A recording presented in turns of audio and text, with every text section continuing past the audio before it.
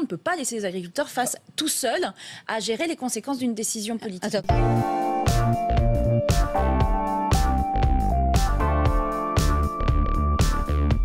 On voit une dépopulation progressive et massive de toutes nos abeilles butineuses et ensuite la perte de la colonie. On touche à ce qu'on appelle les pollinisateurs qui sont absolument essentiels.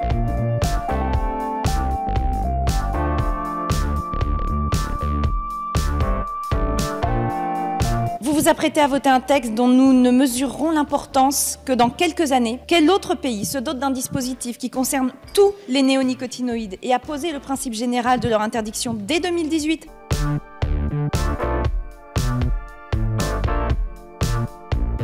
Cette année, parce qu'il a fait beau et chaud très tôt, les pucerons déferlent sur notre pays dans des quantités impressionnantes et ce faisant, ils répandent des virus qui s'attaquent aux cultures.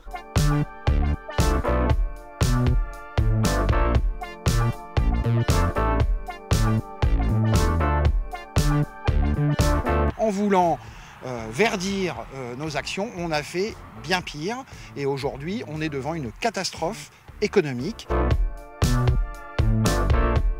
Que fait le gouvernement? Il est en train de ruiner les cultures françaises, en particulier celle de la betterave, atteinte par une invasion de pucerons, leur transmettant la jaunisse virale qui entraîne une perte colossale de 30 à 70%.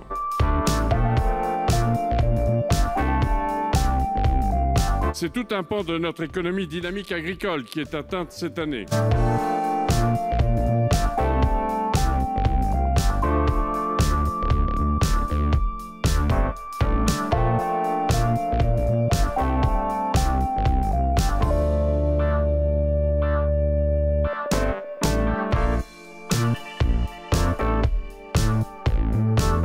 Je leur réponds que Julien de Normandie est en train de s'en occuper et que on va pas les laisser en plan.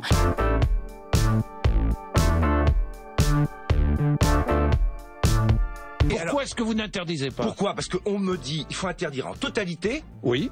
tous les usages des néonicotinoïdes sans avoir, parce que là où j'ai interdit, j'avais des alternatives. Quelles sont les alternatives aujourd'hui?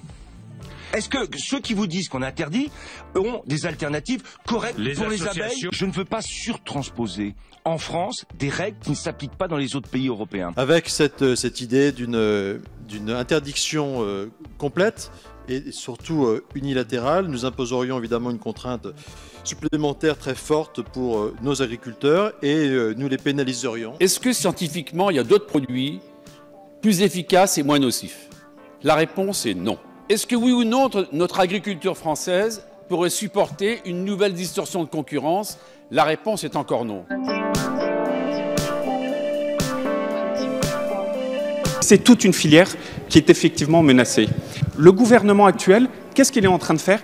Il est en train de mettre en application une loi votée en 2016. Il y a un point que le pouvoir exécutif ne peut pas faire, c'est changer la loi si ce n'est pas le pouvoir législatif qui le fait.